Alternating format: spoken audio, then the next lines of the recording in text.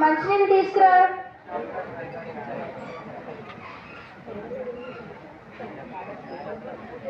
ఏమండి, నిన్న నా కళ్ళలోకి వీణా హంస కనిపించాయి.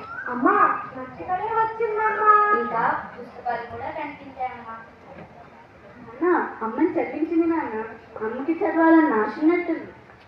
భద్రమ్మ నీకు 9వ నెల కదా, పుట్టిపోయి బిడ్డ ఆడపిల్ల అవుతుందేమో, మన ఇంట చదువుల తల్లి పుడుతుందేమో. నాన్న చనిపోతే పెట్టండి నాన్న. వీణపాని లేదా శారదా బాగుంటుంది. ఊరుకోండి అమ్మా సరస్వతి అని పెడతాం. సరస్వతి అంటే ఏంటమ్మా? చదువుల తల్లి. ఆ చదువుల తల్లి నా యొక్క కూతురిగా పుడితే అంతకన్నా భాగ్యం ఏముంటుందమ్మా? మా తాత ముత్తాతలు అప్పటి నుంచి సరస్వతి అని పేరు పెట్టాలని నా యొక్క కోరిక. కనుక సరస్వతి అని పెడదామమ్మా.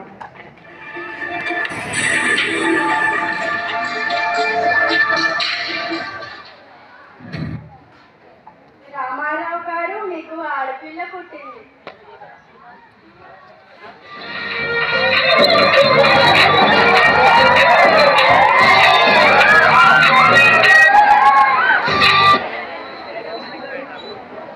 దేవుడా మీకు కృతజ్ఞుని. నా కోరిక తీర్చావు. ఆడపిల్ల పుట్టింది. మా ఇంట జ్ఞానకిరణాలు వెలిశాయి.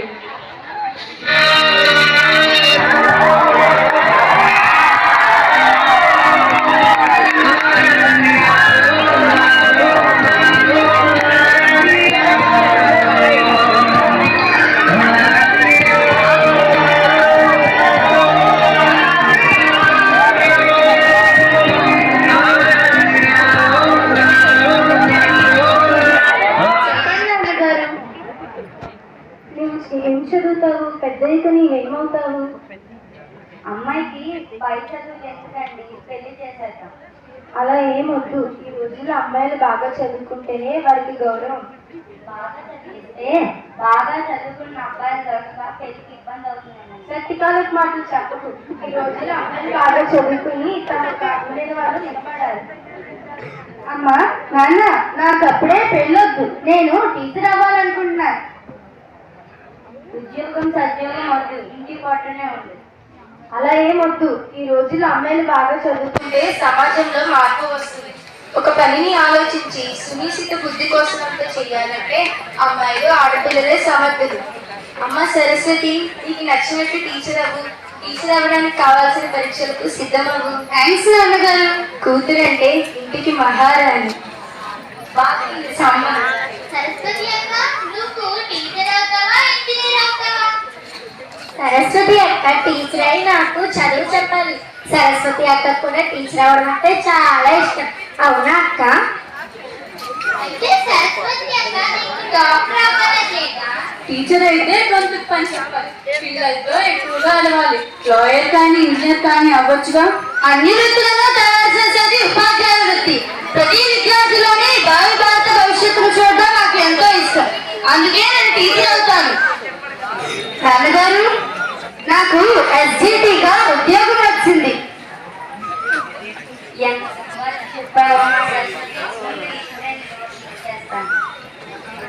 నా కళ నెరవేరింది. సరస్వతి పేరు పెట్టినందుకు సర్వతల్లియుడిగా నువ్వు పూజలు అందుకుంటావమ్మా. Good morning children. పిల్లలు, ఈ రోజు మనం రుద్రమదేవి పాఠం చదువుకుందాం, సరేనా? రుద్రమదేవి కాకతీయ సామ్రాజ్ఞి. రుద్రమదేవి మహారాజుగా ప్రసిద్ధి. ఆమె అనేక యుద్ధాలు చేసి శత్రువులతో విజయాన్ని సాధించింది. ఆమె తన రాజ్యాన్ని ప్రజారంజకంగా పరిపాలించేది. మేడం, అమ్మాయిలు శారీరకంగా అబ్బాయిల కంటే బలహీనంగా ఉంటారు కదా, మరి రుద్రమ్మదేవి ఎలా యుద్ధాలు చేసింది? మేడం, అమ్మాయిలు ఉద్యోగంలో చేరడం వరకు ఓకే, కానీ కష్టమైన పనులలో అమ్మాయిలు అబ్బాయిలతో పోటీ పడలేరా? అమ్మాయిలు అబ్బాయిలతో పోటీ పడగలరు.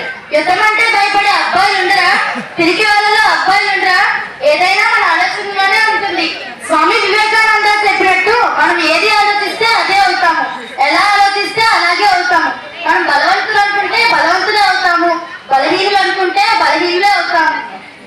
మేడం, స్త్రీ పురుష గురించి బాగా చెప్పారు. నా కళ్ళు తెరిపించారు. అమ్మా సరస్వతి, చెప్పండి నాన్నగారు. నీకు పెళ్లి చేసేస్తానమ్మా. మంచి సంబంధం. అబ్బాయి నీకు మంచి ఉద్యోగం, మంచి ఉద్యోగం కూడా. కావాలి ఒక ఫోటో ఉంటే చూపించవా? మీ ఇష్టం అమ్మా, మీ ఇష్టం నాన్న. మీరు ఎలా చెప్తే అలాగే నడుచుకుంటాను. ఏమండి, నాకు స్కూల్ అసిస్టెంట్ గా పదోన్నతి వచ్చింది. జెడ్పీహెచ్ఎస్ కొత్తపల్లి దేవరపల్లిలో జాయిన్ కావాలి. చాలా బాగుంది. నీ మార్గదర్శకత్వం ఉన్నత పాఠశాల విద్యార్థికి ఇవ్వాలి. వాళ్ళని కళాశాల పంపడానికి నువ్వు చాలా కృషి చేయాలి. ఎలా ఉన్నావు విజయ? విజయ, నేను వీజుత్తాడ జెడ్పీహెచ్ఎస్ పెందోర్తికి ట్రాన్స్ఫర్ అయ్యాను. వెరీ గుడ్ సరస్వతి, నువ్వు నీ సొంత మండలానికే ట్రాన్స్ఫర్ అయ్యావు. ఈ వారు నిన్ను రోజు పాఠశాలకు తీసుకువెళ్తారు. మా వారు స్టీల్ ప్లాంట్ లో పనిచేస్తారు. నా నిర్ణయాలని, అభిప్రాయాలని మా వారు ఎప్పుడూ గౌరవిస్తారు. కుటుంబ విషయాల్లో అయినా, తమ ఉద్యోగ బాధ్యతల నిర్వహణలో అయినా నా అభిప్రాయాలు అడిగి అనుసరిస్తారు. అంటే మేడ్ ఫర్ ఈచ్ అదర్ అన్నమాట. సరస్వతి, ఎంతో అంతగా హుషారుగా ఉన్నావు. ఏమీ లేదండి, విశాఖపట్నంలో అతిపెద్ద పాఠశాలలో ఒకటైన జెడ్పీహెచ్ఎస్ నడుపూరికి ట్రాన్స్ఫర్ అయ్యానండి. అందుకే ఒకటి నుంచి చదివితే నీ బోధకోత్సవం మార్చవచ్చు. ఇది నీకు గొప్ప అవకాశం. అంతేనంటారా? మీ మద్దతు నాకు బలం, మీ సహాయ సహకారాలు నాకు శ్రీరామ రక్ష. సరస్వతి, నీ బోధన భాగం ఉన్నత పాఠశాల విద్యార్థికి ఇవ్వాలి. ఓకేనా? సరేనండి. రోజు అనేక అఘాయిత్యాలు జరుగుతున్నాయి కదా, వీటిని అరికొట్టే మార్గం లేదా? బాలికలు, అమ్మాయిలు ఎప్పుడూ అప్రమత్తంగా ఉండాలి. ఆత్మరక్షణ కోసం మార్షల్ ఆర్ట్స్ నేర్చుకోవాలి.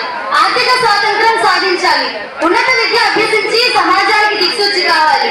అప్పుడే అమ్మాయిలపై హింస, అఘాయిత్యాలు అరికట్టగలరు. Super man. టీచర్, మమ్మల్ని గుర్తుపట్టారా? ఎవరు మీరు? ఈరోజు నేను పుట్టినరోజు సెలబ్రేట్ చేయడానికి వచ్చాను. మేడం, మేము ఈనాడు ఈ స్థాయిలో ఉన్నామంటే దానికి కారణం మీరే. మీరు చెప్పిన చదువుతో మేము ఈనాడు ప్రయోజకులం అయ్యాము. మీరు మాకు నిజంగా విద్యాభిక్షను పెట్టిన సరస్వతీదేవి. కుటుంబ లేకుండా పుస్తకాల సవడితో మీకు జ్ఞానం బోధించడం ద్వారా విజ్ఞానాన్ని పొంది పదవీ విరమణ పొందుతున్న నాకు చాలా ఆనందంగా ఉంది. నేను మీ మధ్య లేకపోయినా నేను అందించిన జ్ఞానం ఎల్లప్పుడూ మీకు తోడుగా ఉంటుంది.